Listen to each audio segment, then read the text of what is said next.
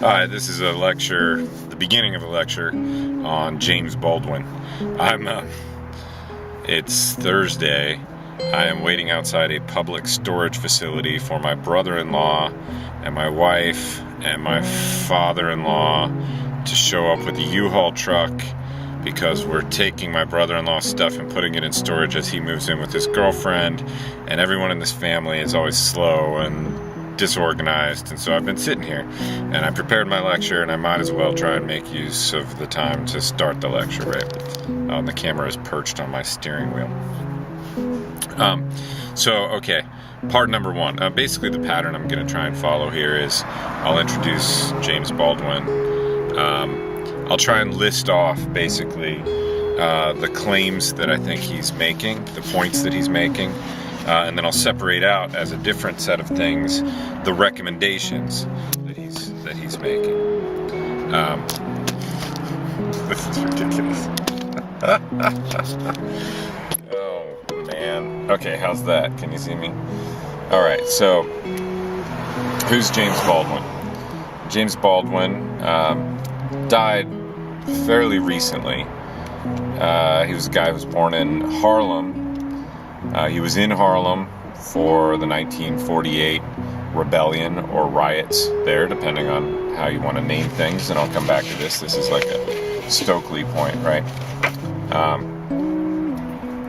He became a very well-known writer, literary writer of some fictional stuff and some non-fictional stuff. I used to give a section of this book from 1963 called The Fire Next Time, which had a lot of consequences during the 1960s. I excluded that because people said that it was too much, and I definitely wanted to include the thing that I did ask you to read, which was this interview done by Esquire magazine with James Baldwin in 1968. And it's an interview that took place with him immediately in the aftermath of the assassination of Martin Luther King, at which point there are rebellions or riots, depending on which term you choose, all across the United States in dozens of cities, like very large eruptions of so-called violence on the part of black communities and other communities of color, met with police repression, etc. And it's clearly some white dude. Oh, here's one of my friends showing up to help unload stuff, but of course we're 15 minutes ahead of the brother and sister and all that, so probably I'll have to break this off in a second.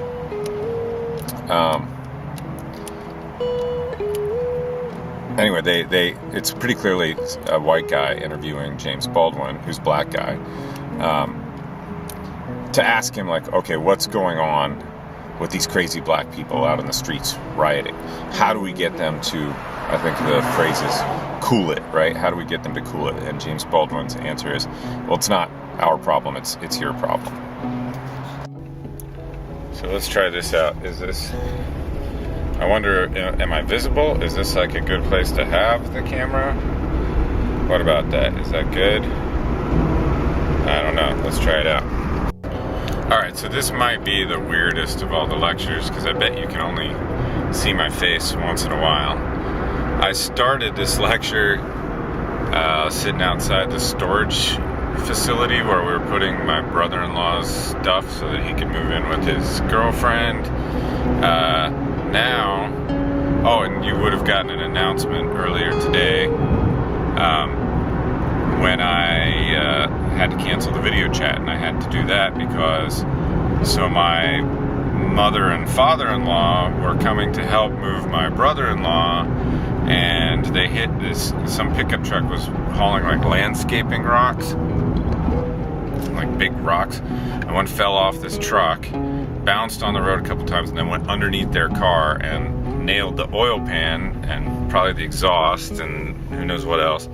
And so their car starts throwing oil all over the place. So luckily they got off the road, they didn't get hurt. I had to come pick them up from, where was it? Glendora, then driving back, and now we're all done. We moved the brother-in-law, that's all fine, and I had to drive him all the way back out to San Bernardino, so for me that's an hour drive, and now I'm driving back by myself. So in order to make use of this hour, and it's what, 9 o'clock at night now, so from 9 to 10 p.m. on Thursday night, I'm giving you a lecture on James Baldwin, just to make use of this time in the car, which otherwise is just a total waste. So, I was starting to tell you about James Baldwin. I'm going to give you like just a little bit about him. I want to tell you like what I think the most like important general things are in Baldwin, maybe one or two things, and then I'll try and step through pretty much what the notes will tell you too. And I mean, I think this piece of reading is fairly transparent. It's not like it's hard to decipher. It's not a philosophical text or anything. It's just an interview. So I think I was telling you about the interview. So the interview was done by Esquire magazine, and they're asking James Baldwin, how do we get black people to stop freaking out in the streets after the assassination of King? How do we get them to cool it? And it's written from this real, like, you know, white guy perspective. And James Baldwin, who's like, you know, brilliant, very well spoken, is like, well, you know, actually it's not our problem at all. You don't need to get us to cool it. You need to fucking cool it. It's the white people that are the problem. It's white racism that is the problem. And that's what has produced this situation, and this situation is going to keep getting violent unless the basic conditions of life for the majority of African American people are radically altered. And probably this radical alteration will require radical alterations to the overall capitalist system, the system of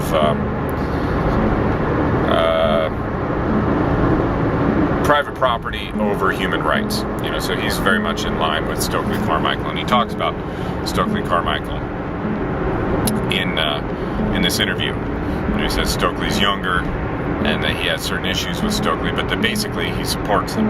They were friends. James Baldwin was friends with all kinds of people. He was also friends with the Black Panthers. Last semester, we were lucky enough that one of the students in class happened to have an acquaintance by the name of George Robinson, who had been a Black Panther for like 12, 13 years. He had been Huey Newton's bodyguard, a decorated soldier, a guy who got the Bronze Star in Vietnam. And one of the jobs that he had, one of the things that he did when he was in the Panthers, was bartending at this bar in Oakland that was basically run by them. And James Baldwin used to come in there and hang out. So George tells me that James Baldwin at that time in his life liked to drink scotch. Okay, so James Baldwin, you know, he was a poor kid who grew up in Harlem, demonstrated this proficiency for writing very early on, was lucky enough, I suppose, to get out of Harlem. And I also think that there were kind of extenuating factors. So he was there in 1948 when there was a sort of rebellion or riot, and he left, I would guess, in the early mid-1950s. And I think one of the reasons that he left was that he was gay, and I don't think that in the African American community in Harlem that was received very well. He went and lived in Paris and in Europe for a good portion of his life, and became very recognized as a literary figure. I mean, he's like a top-notch, you know, beautiful writer. But when the Civil Rights period started, according to him, he felt obligated to come back to the United States and take part in this struggle. And at that point, I mean, he was fairly, you know, prominent figure because of his writing. He became friends with, he was friends with Martin Luther King, Harry Belafonte. He knew Malcolm X. I mean, he knew everybody. And interestingly, I don't know if you know this, but, you know, he was also friends and roommates with Marlon Brando. Marlon Brando was hanging out with Black Power folks from beginning to end. And once in a while, you find an interesting, committed white guy who then becomes the Godfather.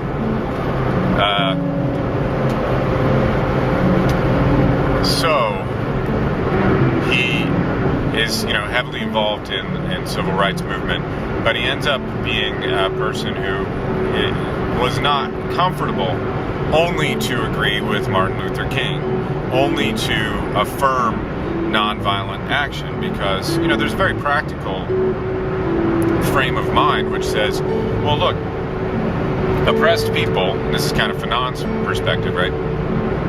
Oppressed people are oppressed insofar as, different forms of violence and force are brought to bear upon them.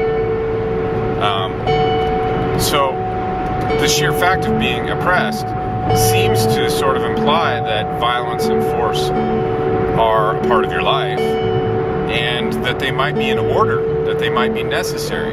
If you are the recipient of violence, doesn't the question of self-defense become a central one? And so Baldwin ends up taking the same kind of position that Stokely takes. From an outside perspective, these proponents of black power are caricatured, I suppose, as pure lovers of violence, people who are recommending total destruction and murder. And this is not true at all. Like Carmichael, James Baldwin, Moore, they're just really troubled. They don't think, for one thing, that there needs to be probably this changes with Stokely through time, but for the most part, these figures don't think that there needs to be a large military revolutionary organization that is going to take over the United States government. In this respect, they differed with the Black Panthers, and I think there's probably only there's a period of the Black Panther Party's history in which that was a seriously contemplated objective. But a figure like James Baldwin, that's not what they're thinking about. What they're thinking is look, ghettos are real, oppression is real, racism is real, being stuck in the lowest possible position until you die, and knowing that the same thing is going to happen to your kid, that's real. And so it would be nice to think that just being Christian and charitable and meek and turning the other cheek, and basically, I think the nonviolent agenda, if you wanted to caricature that, it's basically we're just going to out-moral our enemies. We're going to be more moral than they are, and somehow that's going to make us win. But for a pragmatically minded person, for an intelligent person who is accustomed to tell the truth, and I think, Stokely Carmichael, Angela Davis, James Baldwin, Assata Shakur are people who, they did a lot of work to be able to speak truth, to be able to speak clearly and say how things really are. If you are that sort of person who wants to say what the ghetto really is like, what oppression really is like, what racism really is like, then that idea that you can just out-moral your enemy, if you just be way, more ethical than them, that's going to bring them to their knees, that sounds completely stupid. And in a way, I think it is. It's wishful to think that raw violence is going to be broken by moral behavior. That'd be great, I suppose, if the world were like that, but the position of somebody like James Baldwin is simply but the world is not like that. The position of Frantz Fanon is that's not reality. The lowest classes, the most exploited people in the world are kept exploited through the systematic use of force. And the systematic users of force don't really care if some organized block of the people they're oppressing get together and show that they have more spiritual prowess than their oppressors. In fact, when a group of people shows themselves to have, extraordinary ethical fiber, that's likely to just bring more violence upon them. So it's really just an acknowledgement of this situation that leads people like James Baldwin to become something like spokespeople for the Black Power movement.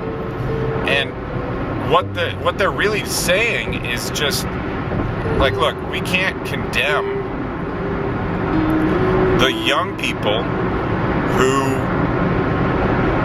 blow up a cop car and bust out a bank window and once in a while go completely. That's not even right to talk about it going completely nuts. Become actually violent in the streets towards white people, towards the owners of businesses in their communities, towards outsiders to their communities. Like, we can't actually condemn them because we are aware of the actual structural circumstances that produce that reaction, and that in fact seem to call for that reaction, or to make hardly any other reaction possible. And so James Baldwin becomes one of the people who takes that position. And because he's so well known, because he's published so many beautiful books, because he's internationally recognized as a literary figure, because he's so well spoken, he becomes one of the key people who speak to the mainstream United States, to white America, who finds his way onto mainstream media in one way or the other. And the other interesting thing about this Esquire article, was released in 1968, right? But it was re-released, and this is how I happened to see it. It was re-released in 2014 after the Baltimore Rebellion, or the Baltimore riots. And I want to come back to that and talk about who chooses terms. You've got riot or rebellion. Which one is it? Well, that depends on the position and the interpretation that you're involved in advancing, whether you recognize it or not. Okay, so that's who he is. There's a movie. I don't know if I can't remember right now if I found a link for it for you to watch, but I believe you can see it on Netflix, and it's called "I Am Not Your Negro," and that is research that James Baldwin was doing shortly before he died, has been compiled into a documentary which covers a lot of the same period as the Black Power mixtape, but uses different footage and makes different kind of points. There's also a link to a video showing people in inner city Baltimore attacking police cars and stuff like this, with a voiceover from a pre-recorded, an old recording of Malcolm X, talking about what causes rebellions and why, how ought we to understand them. So you should, if you're interested, check that stuff out. Okay, so what is it that Baldwin says in this interview? Remember, he's being asked, how do we get black people to cool it? And his ultimate answer will be like, it's not up to us to cool it, it's up to fucking you to cool it. And he does have some recommendations that I'll get to before I get to Los Angeles here,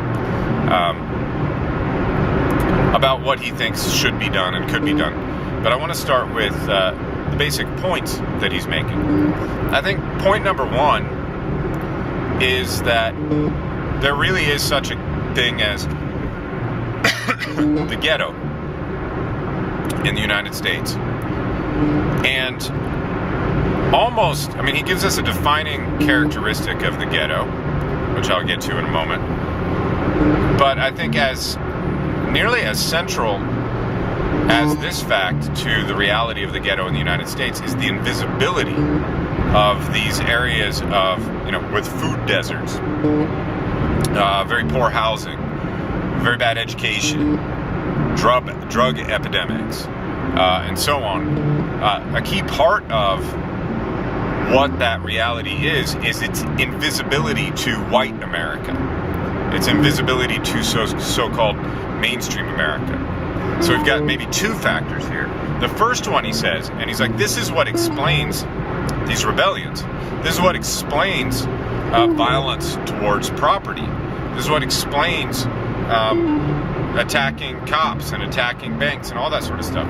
What leads to urban rebellions, like the Watts Rebellion in 1965, like all these rebellions in 1968 after the killing of King, is the very nature of life within these poorest and most racially concentrated and downtrodden portions of the United States. And that is the feeling, the honest and realistic feeling of people living in such a circumstance that it is never going to change. It's never going to be different. You might be able to endure it today. It might be fun tomorrow with your friends. But as time goes on and it becomes clearer and clearer that while for white America there is a future, for white America there is a career, for white America there is promotion and advancement and the building of a family, and probably this is all being ripped away from white America too,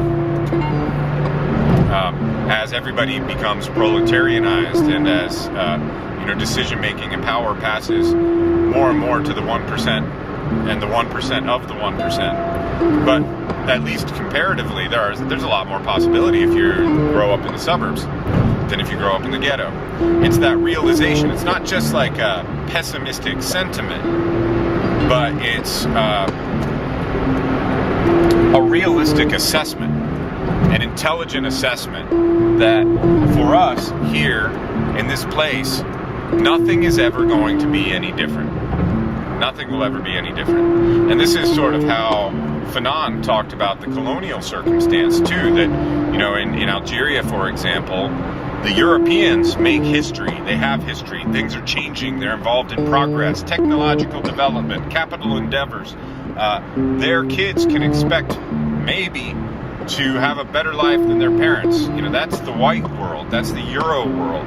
But then the colonial population is stuck in this timeless, changeless, backwards, repetitive, rewardless situation. And I'm also thinking about this because I'm teaching a new class next semester, which is called Success and Values in the United States, which sounds like really pro-Americana and pro-business, but perhaps at this point in the course you've realized that is not really where I stand. Anyway, so I've turned that class into a kind of critical class like this one, and one of the texts that I will use for it is called How to Read Donald Duck. Beautiful text analyzing what Disney does ideologically to the rest of the world, and how colonial peoples in particular are portrayed in Disney. And it's all that same stuff, go check out like Disney representations of Mexicans or of Africans or of Asians, all these places where colonialism took place, and you'll see, racist stereotypes and all that. And you'll see the idea that these like noble savages, that's Rousseau's kind of language, right? These noble savages are stuck in a kind of eternal, changeless backwardness. And they need, therefore, European colonialists to make progress for them and on their own, while they're just going to sit there in the midst of nothingness. Well, that's an ideological sort of attack on the part of Disney, but it's a reality for people living in the poorest bits of American cities. That's what Baldwin says. He's like, that's the problem. It's that people are stuck. Like, you're just fucking stuck. And okay, there might be, we talked about this a lot, like when this class is when it's a real class and you guys are here with me in my car, we talk about the American dream. And I think the important thing to recognize about the American dream is that it doesn't come true for the vast majority, right?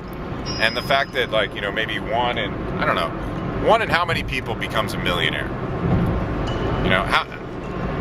One in 1,000, one in 10,000, one in 100,000. Now, if 1 in 10,000, let's say, which I think has got to be way too optimistic, 1 in 10,000 people, for them, the American dream succeeds. Doesn't that mean that the American dream is an American fiction? And that 9,999 people out of 10,000, so what is that? 99.9% of all people are stuck.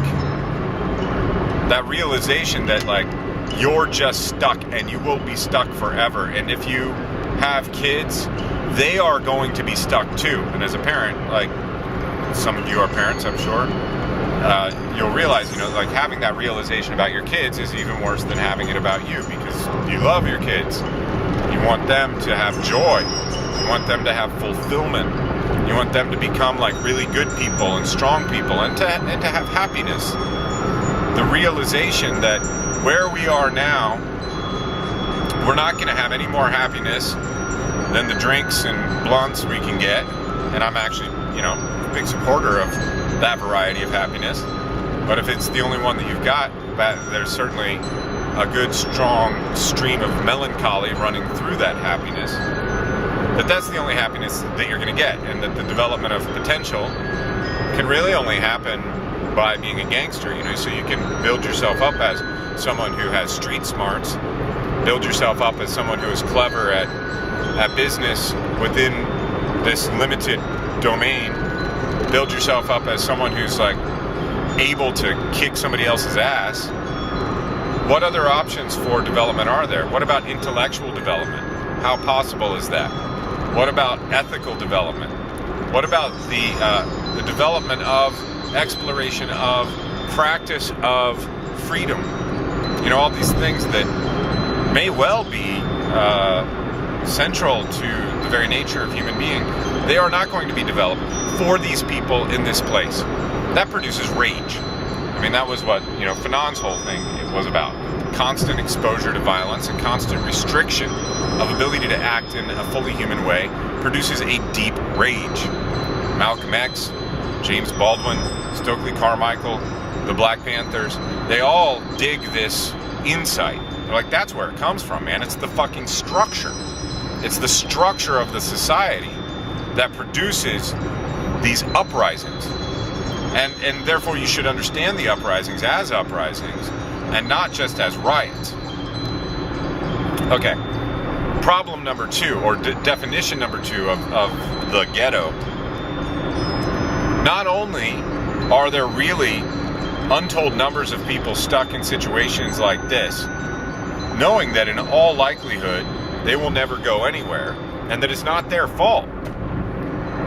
At the same time that that's happening, then there's this whole mainstream media system. There's all these people living in the suburbs. There's the people living in middle America. There's all these people who just don't get what that urban ghetto reality is. It may well be the case that you know more about this stuff than I do, maybe. And that I'm talking shit right now, and that what I'm saying doesn't make any fucking sense, because I'm from rural Ohio. So at the same time that there's a reality where people are stuck in a static state. Not only does that reality exist, but it's also systematically occluded. It's systematically made invisible. And that's the other half of the reality of the imprisonment of certain portions of the American population. It's the imprisonment, in this case, in ghettos, but of course, maybe it'll pop to mind that there is, of course, a tight relationship between black communities, Latino communities, and prison populations. Now, of course, the conservative read on that is like, oh, that's because black people and Latino people are more prone to crime. They're more like backwards and shit. Obviously, that's insulting and racist. If we wanted to look into it more carefully, there seems to be just plain more arresting of people from these communities going on. But at the same time that they're stuck in this sorry, I just saw a cop and I'm speeding. I guess I'm not speeding that much. That's a second cop. They're hanging out on the side of the road with their lights off right now. Little spiders. Anyway, at the same time that reality is happening, it's also being denied. And everybody outside that community, and actually plenty of deluded people within that community, or just well-meaning people within that community, are saying, well, it's, everybody can excel in America. In America, that's what's great about America. That's what makes it the best damn country in the whole damn world, is that everybody has an opportunity. If they just work hard, they can go wherever they want. There's this, that even exists within extremely poor and landlocked, like food deserted populations. They like to believe that because it makes them feel better, even though at another level, they know it's false. But there's an outright denial of these circumstances for the rest of America. And that's why when urban rebellions take place, everybody's like, whoa, what the fuck? I don't understand what these black people are up to. I don't get what they're doing. It's crazy. They must be crazy. Like, why are they so irrational? Why are they so enraged? It must be true that there's something fucked up about black culture that makes them be so crazy. And the reason that they appear crazy is that the conditions that they really live in are kept secret. It's kept invisible. Okay, let's see, what's the next thing? Let's talk about the difference between riot and rebellion. Here I'm simply returning really to Stokely Carmichael. Remember, Carmichael's sort of overarching theme in that lecture that he gave to students at Morgan State was that black people, Latino people, maybe poor people, but he's talking specifically about black people, they need to define their own terms for themselves, he says. Now, if you understand like what happened in Baltimore in 2014 or in Ferguson in, 2016, where tons of people are out in the street and especially property starts to get damaged. Or think about like the Rodney King riots in, 1991? Riots, right? See, I use that language because I've heard it all the time, and it's only, it's not been my whole life that I was trying to understand this stuff. Why is it that stuff is called riots? Well, it goes along with the whole idea that there's something fundamentally irrational, and there's something maybe even, almost animal about the instincts that are released in such circumstances.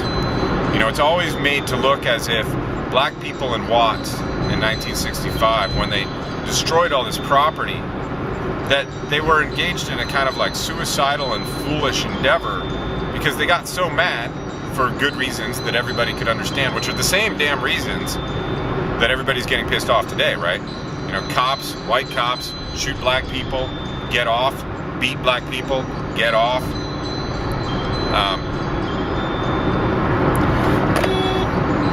This fucker is in the HUV lane with 2 yellow lines and is weaving all over the place. People with a big 7 Series BMW, assholes.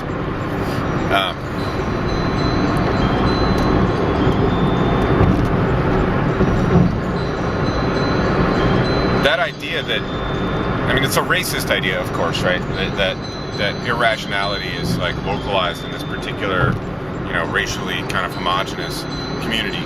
But there's also like an unawareness about like what's really going on there. Not only the relationships of violence between the police and the population, and that's what the 91 rebellion was about in LA.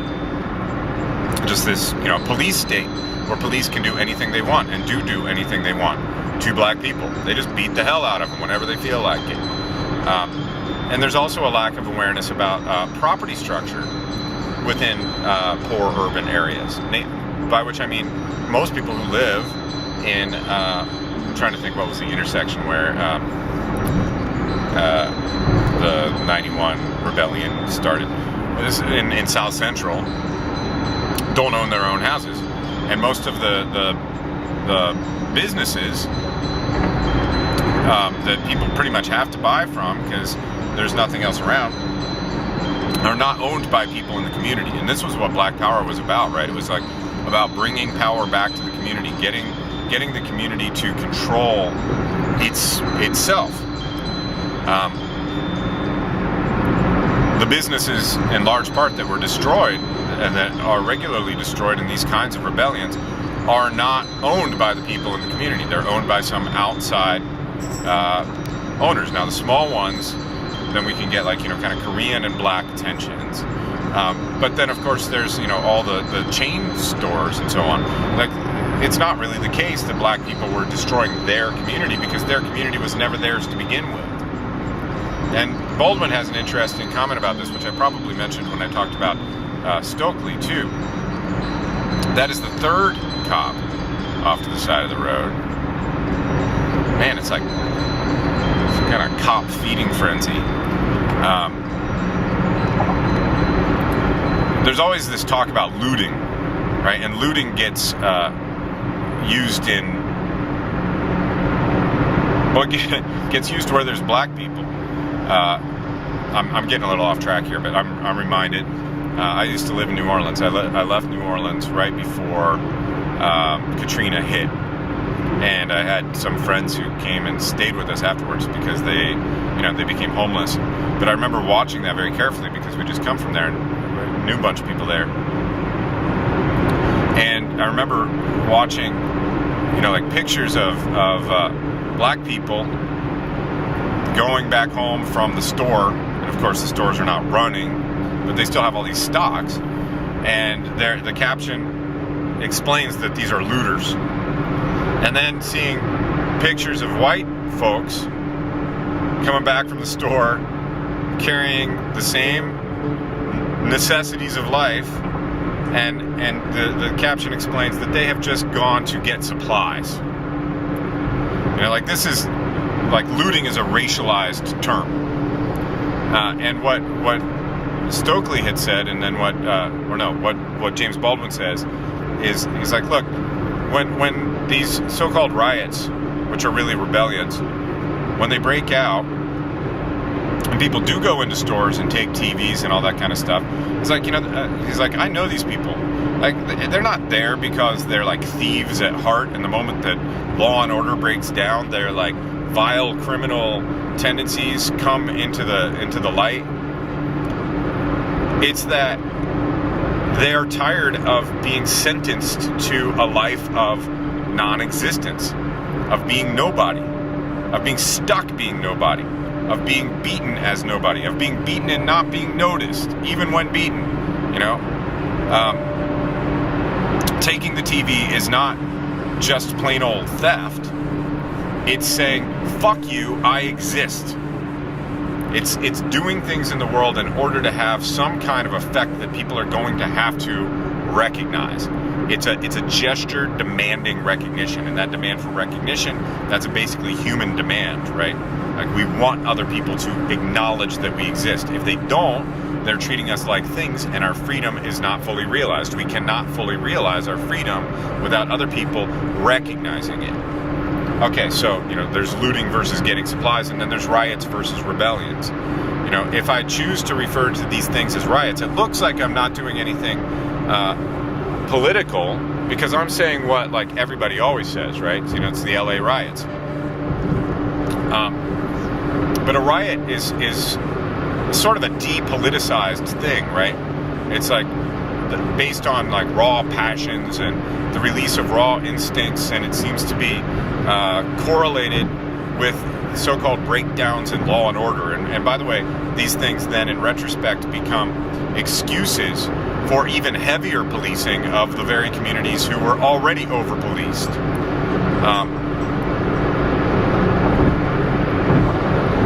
When a thing gets called a riot, it's being the political context, the economic and social and structural context, which dependably and repeatedly produces such phenomena, is occluded, is made invisible. So when we call urban rebellions riots, we're taking part in hiding the reality that a certain portion of the American population has to deal with every day.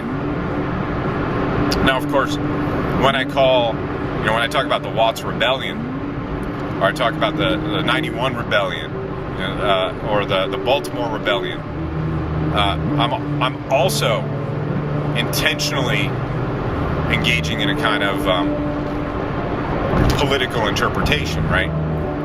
I'm saying, no, you should really understand this as like a part of a sort of nascent means like, just barely there, potential but not fully born, revolutionary spirit in the country, and especially in its most oppressed populations, that there is something that points towards revolt. And the thing that points towards revolt is really the humanity and the freedom of people whose humanity and freedom is impeded. It's a perfectly natural and understandable thing for populations like that to rise up. So when I refer to rebellions, I mean to politicize what the conservative viewpoint, the mainstream viewpoint, is sort of quietly insisting is non-political. I want to insist that it's political, and I also want to valorize what the mainstream and the conservative position, and they're really the same, wants to call criminal. You know, all those people are just criminals. If it's a riot, they're all criminals. But if it's a rebellion, then Jesus, they could almost be heroes, right? And that's a dangerous thing. So this is back to Stokely's point that we need to very carefully define terms for ourselves before accepting what a certain thing is and accepting the mainstream view of it. We need to pause and be like, wait. Is that really what it is? Is that what's going on? Are all these people basically criminal at heart? Or wait, doesn't that sound kind of racist? Doesn't that have to be wrong somehow? Might there not be something noble and defiant and revolutionary in these rebellions? Okay. Okay, that's it for the points that he makes, I think. Now let's talk about the recommendations that he has. You know, what does he think? See if headlights can light this up for me. Don't try to drive like this. I'm also doing like 83 miles an hour right now, and I'm passing everyone, but that's muscle memory, so it's cool. Let's see. Well, actually, I was going to say at the beginning, you know, I think the main thing that James Baldwin is getting at in this very interesting interview is this fact of making things invisible that is so central to American ideological consciousness. It happens in schools, right, where like the Columbus genocide is presented as the age of discovery. It's still presented at your school, at least until about a year ago. And now they're dismantling the humanities program, which is a problem in itself.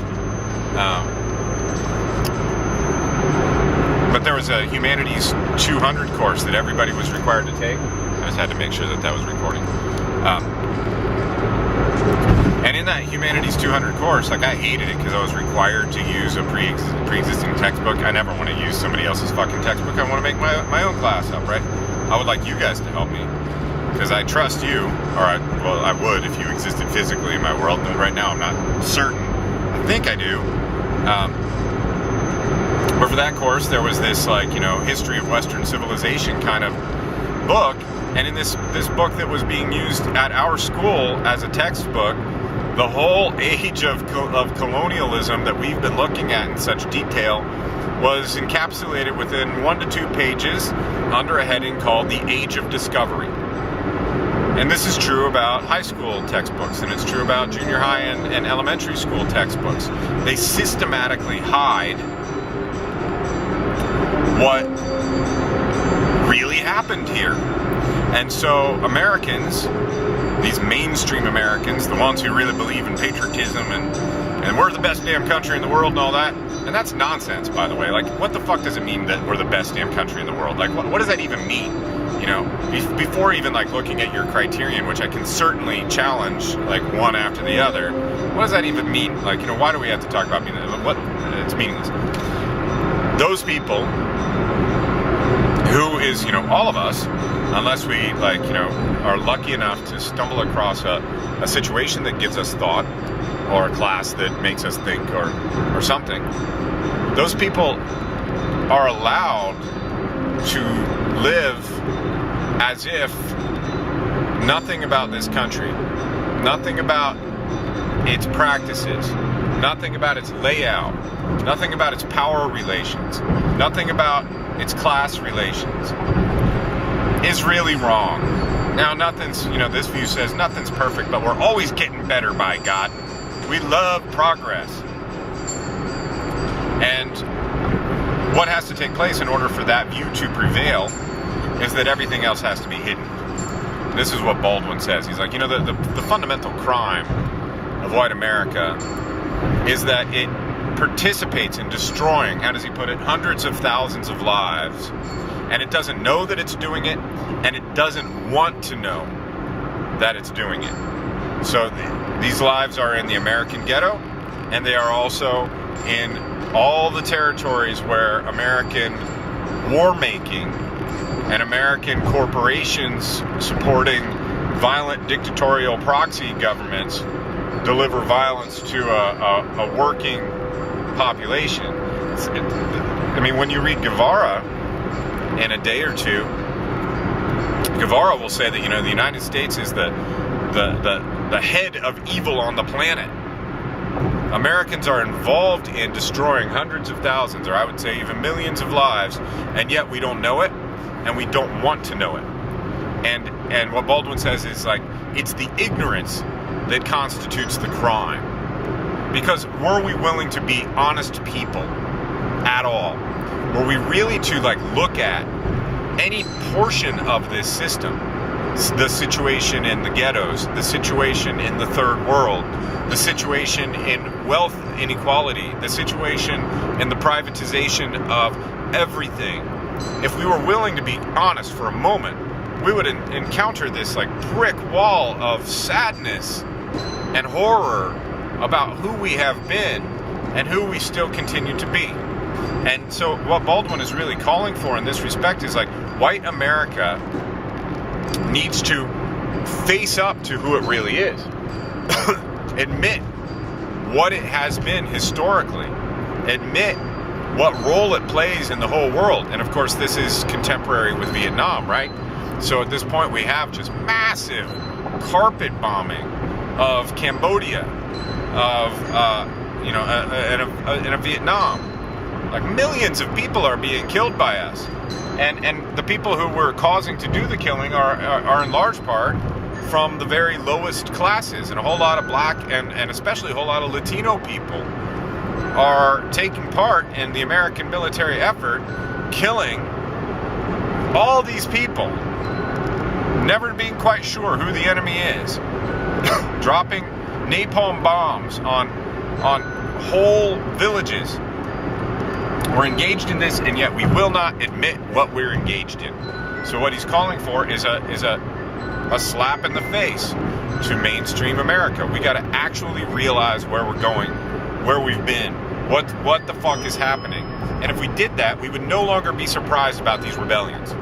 We would no longer be surprised, and maybe we wouldn't even call them riots anymore. Maybe we wouldn't call those people looters anymore. Maybe we would recognize just what we've been involved in. He also gives some interesting definitions of whiteness and blackness in this interview. He says, whiteness is an attitude, and that attitude has to do with thinking, oh, I'm just, I'm part of a normal culture, doing normal shit in a normal world where everything is happening okay for me, and I don't really have that much problem with cops. And this is you recognize this from maybe other classes you've taken that talk about racism, right? What is whiteness? Well, whiteness is kind of like a hall pass.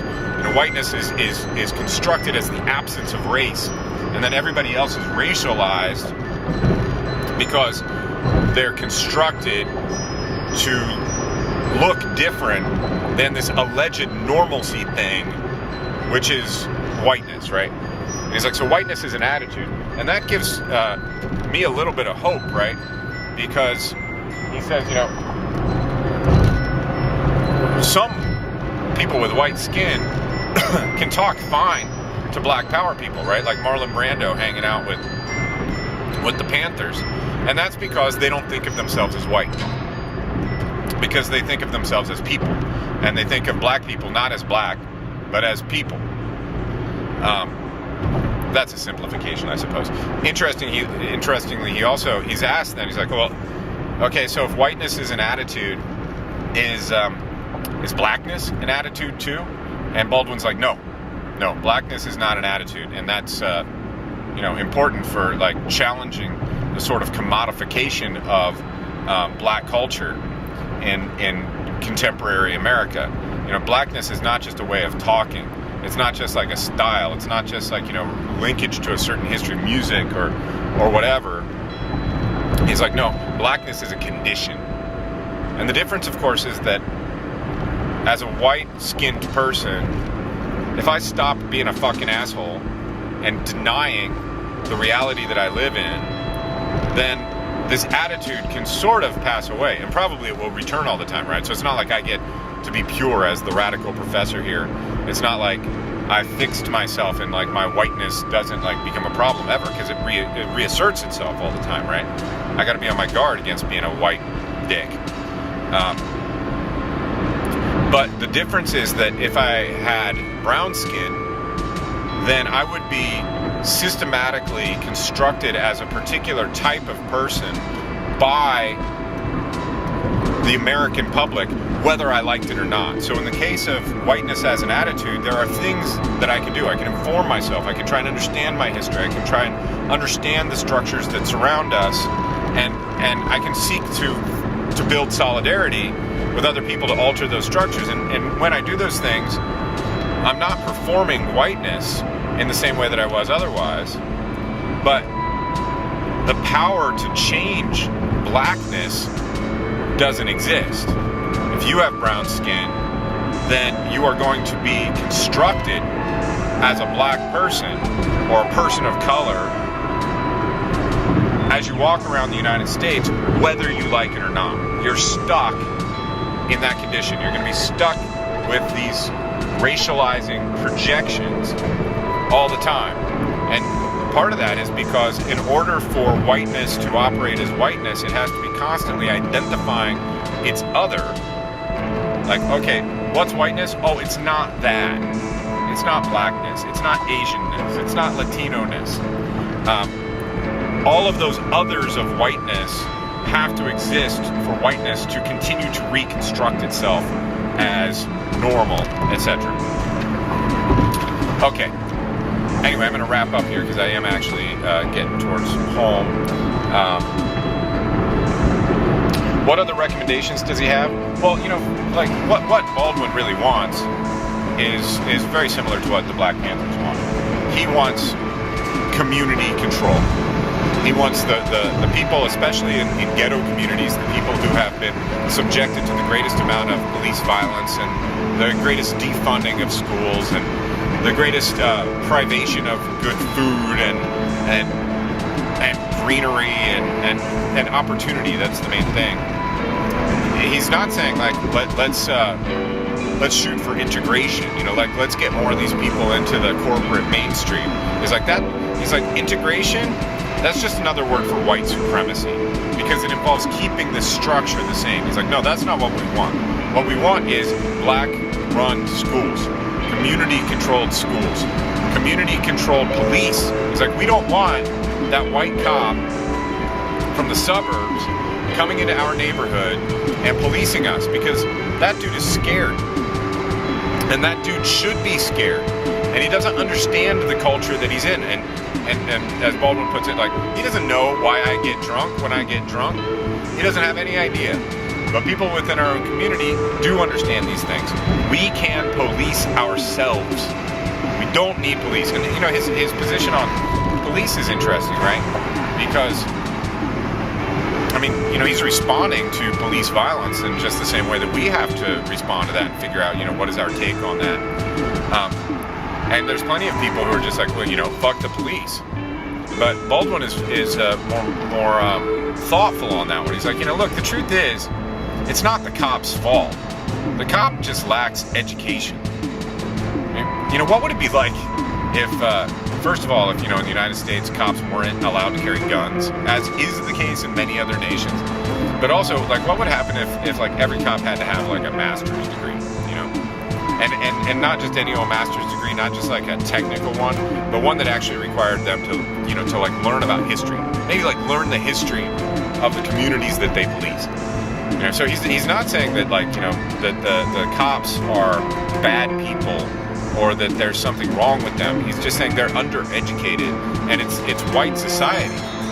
It's mainstream American society with its chronic denial of what is really happening, of all the murders that we are carrying out, of all the murders that our society is built upon. It is that blind and blinding culture which is the problem for the cops. So what does he really want? He wants no more cops from outside, no more white cops. Let's have our own cops. He wants community control. Let's see.